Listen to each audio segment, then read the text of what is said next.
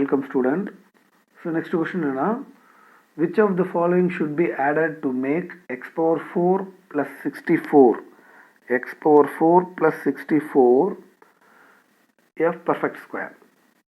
என்ன கேட்டிருக்காங்க, x power 4 plus 64 முழு வர்க்கமாக மாற்ற அதுடன் பின்வரும் நெற்றில் எதை கூட்ட வேண்டும்? கீழே கொடுத்துருக்கிறத எதை ஆட் பண்ணால் இது ஒரு பர்ஃபெக்ட் ஸ்கொயராக மாறும், முழு வர்க்கமாக மாறும்னு சொல்லி கேட்குறாங்க. அது ஒன்றும் இல்லை, எப்படி பர்ஃபெக்ட் ஸ்கொயரை மாற்றலாம்? இப்போ உதாரணத்துக்கு எக்ஸ் பவர் 4 ப்ளஸ் 64 கொடுத்துருக்காங்க. ஸோ அப்போ இது எக்ஸ் பவர் 4 என்னென்னு எடுத்துக்கலாம், x square of square plus 64 8 square. அப்போ என்ன ஆச்சு, இது a square plus b square. பொதுவாக ஃபார்முலாவில் நம்மளுக்கு தெரியும், a square plus b square plus 2ab அப்படின்னு வந்தால் நம்ம முழு வர்க்கமாக a plus b the whole ஸ்கொயர்னு எழுதலாம். அப்போ எனக்கு இன்னும் 2ab தான் மிச்சம். அந்த 2ab வந்துடுச்சுன்னா வேல்யூ முடிஞ்சு போச்சு. அப்போ 2ab என்ன வேணும், 2aன்றது என்னது X square,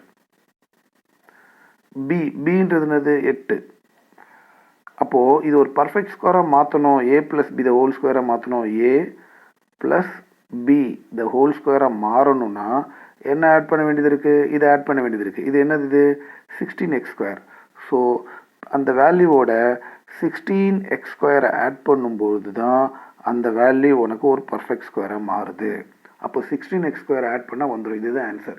so 16x square எந்த ஆப்ஷனாக வருது, second option. So second option தான் இதோட ஆன்சர்.